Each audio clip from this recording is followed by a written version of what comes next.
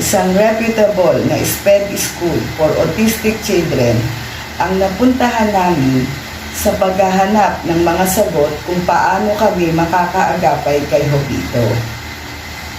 Ito na yung punto na kailangan na namin ng tulong ng ibang tao o grupo ng mga tao na may kaalaman sa autism.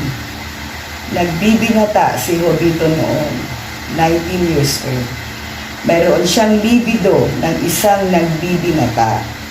Pero, ang katawan niya ay nakakulong sa isipan ng 3 to 4-year-old na bata. Napakabilis ng mood swing. Segundo lang galing sa masaya ay nagagalit, nananakit dahil sa frustrations na hindi niya makuha ang kanyang kailangan. At hindi naman niya maipaliwanag dahil siguro hindi naman niya maintindihan ang kanyang nararamdaman at kung alam man niya ay hindi naman niya maipaliwanag. Anyway, isang tiya ni Jovito ang nag-refer sa amin ng SPED school na ito na exclusive sa pagtuturo sa autistic children, nakasama sa kanilang visions at natatanging linya ang pagtuturo sa mga magulang ng autistic children at kung papaano maiintindihan ang mga gawi ng autistic child. Mga mommies, magkukwento ako sa inyo today ng isang pangyayari sa seminar. Sa isang punto ng seminar ay nagpapanood sila ng isang video ng isang daddy at isang mommy na nagsha-shopping kasama ang kanilang 3 to 4-year-old na autistic child. Napapangalanan nating Paul. Pagka naglalagay ang mommy at daddy sa push cart ng mga binibili, ay inaayos ito ni Paul na para bagang may mga pwesto na ang mga binibiling item na ito sa push cart. Ang mga sumunod na eksena ay nasa SPED school naman. Ang mommy at daddy at inoobserbahan nila si Paul na estudyante din sa SPED school na ito, na binibigyan ng maliliit na mga object at gayon din ang ginawa ni Paul. Inaayos niya ang mga object na para bagang may kani-kanya ng pwesto ang mga bagay na ito. Itinigil ang video pansamantala at nagtanong ang host speaker sa aming mga parents. Ang tanong niya, bakit ang mga autistic ay may mga gawi na lagi nilang inaayos ang mga bagay na para bagang may mga dapat ng pwesto at pagka ginulo mo ang mga bagay na ito ay kanyang inaayos at ibabalik sa dating kaayusan. Walang nakasagot sa amin sa tanong ni host speaker at siya na rin na speaker ang sumagot. Ang mga autistic, kaya nila laging inaayos ang mga bagay ay dahil takot sila sa changes. Ang mga autistic ay takot sa pagbabago. Sa isang idlap, ay hindi na kinailangan ng kasunod na paliwanag ay intindido na naming lahat na totoo ang sinabi ni speaker. Dahil lahat kami ay nakakita ng ganitong gawing ito sa kani-kanya naming special child. Ang mga sumunod na eksena ng video ay ang mga activity ni Paul sa pamamasyal, pagpasok sa school, pagsha-shopping, at sa lahat ng kanyang activity ay buong tiyaga sa tabi niya ang kanyang daddy, nakaagapay, nagbabantay. Sa hulihan o sa pagtatapos ng video ay ipinaliwanag ni speaker na ang daddy na ito ay may terminal cancer. At sa petsa ng seminar ay yumao na. iniwan niya na sa mundo ang kanyang special child. Naku, grabe. Para kaming nasa loob ng kuweba sa katahimikan. Kaming lahat ay tahimik na umiiyak. Kasi intinding-intindi namin na ang batang si Paul ay sobrang takot sa changes. Tapos, ang kaagapay niyang daddy ay biglang permanente nang nawala sa tabi niya. Paano niya ito makukope? At paano ito ikukope ng mami niya? Paano na kaya si Jovito kung isa sa amin ng daddy niya ang mawawala? Nakadugtong lang ang buhay ni Jovito sa amin. Mga mamis, natatandaan ninyo kung saan tayo tumigil sa nauna kong vlog?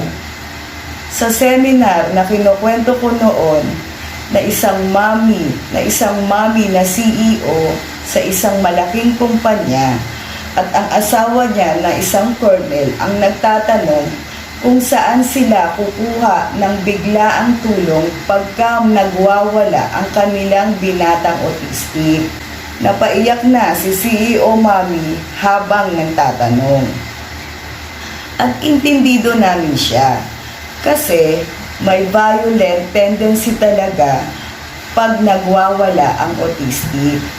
Nakakatakot ang ganitong sitwasyon. Nang mag-break time ang seminar, ay kwento-kwentuhan kaming mga mommies at daddies. Nagpapalitan kami ng mga numbers. Ang makakagrupo namin ay sina Colonel dahil magkakaidaran kami at ang aming special child ay mag-aabot na din sa edad. Nagtanong sa amin si Colonel kung may gamot na daw ba si Jovito. Gamot pampakalma ang ibig niyang sabihin. Ang sagot namin ay wala pa. Ang sagot naman ni Colonel, wala pa yan. Yung ibig niyang sabihin na wala pa yan ay magaang pa lang ang pag-aalaga namin kay Jovito at papahirap pa lang. Kasi hindi pa pala kami umaabot sa pagbibigay kay Jovito ng pampakalmang gamot. Ilang araw tapos ang seminar. Isang grabing meltdown ang nangyari at naghanap na kami ng psychiatrist. Itong mga psychiatrist ay pwede kong sabihin na walang alam sa autism. Kasi yung unang psychiatrist na napuntahan namin sa Las Piñas ay almost 2 hours kaming naghintay. Kung alam lang ng psychiatrist ang autism, ay gagawa ito ng express na line para ma-attenan nila kaagad. Kasi ang autism ay walang kakayahan sa paghihintay, ni hindi nila kayang huminto kahit sandali. Ito pa ang nakakagulat. Noong kausap na si Jovito ng psychiatrist, si Jovito noong panahon na yon, reflected na sa mukha niya ang trouble, sa kanyang kaisipan at kalooban. Pagtingin ba naman ni psychiatrist kay Jovito, ang tanong niya kaagad ay, may naririnig ka ba? May nagsasalita ba? O may naririnig ka bang ibang nagsasalita? Ang autism, kung ano yung sinabi mong karaniwan, ibabalik lang niya sa'yo. Kaya, sabi ni Jovito sa doktor, naririnig, nagsasalita. Bago pa mag-isip si doktor na nagkukumpirma si Vito, ay sumagot na kami. Dok, autistic po siya. May naririnig po ba ang autistic? Anyway, natapos ang konsultasyon. Binigyan na nga si Jovito ng gamot na pampakalma na hindi naman namin ibinigay. At naghanap kami ng second opinion o second doctor. At nakakita kami ng doktor na mas naramdaman namin o mas feel namin. Isang doktor sa isip na pribado pero residente rin sa PGH. Systematic at comforting ang manner ng pag-i-interview niya at sa pag-a-analyze kay Jovito at sa amin ding mga parents. Kami na nga ang parents ang kanyang in-interview dahil autistic ang patient. Binigyan niya si Jovito ng pampatino. Wala din itong side effects sa patient sa maikli at sa mahabang gamutan. Safe daw ang gamot na ito na more on pampakalma pero pampatino. Okay, siya na nga ang regular doctor ni Jovito. Panatag na kami sa kanya. Sabi pa nga ni Doc sa amin, mabango siya, mami, no? Si Jovito daw ay mabango. Yung comment ni Doc kay Jovito na mabango ay galing sa karaniwang problema sa personal hygiene ng mental patient. Kaya impress siya kay Jovito na mabangong araw. Kaming mga parents ay binigyan ni Doc ng maikling lektura on how to cope on stress at niresetahan din ng vitamins. Sabi ni Doc, kaming mga parents ang kailangang healthy in and out para makakope kami at hindi kami bumigay. Alam niya at kabisado niya ang mga dinadaanan ng mga parents ng mental patient. Kami ang first and only autistic patient niya noon. Tuloy ang buhay. May doktor na si Jovito at naghanap na rin kami ng SPED school para ibalik si Jovito sa school. Kasi kasama sa unang advice ni Doc na ipasok si Jovito sa school o ibalik. Kasi nag-aral naman si Jovito sa regular school at sa special school noong bata pa siya. Mga mommies, puputulin ko na muna ulit.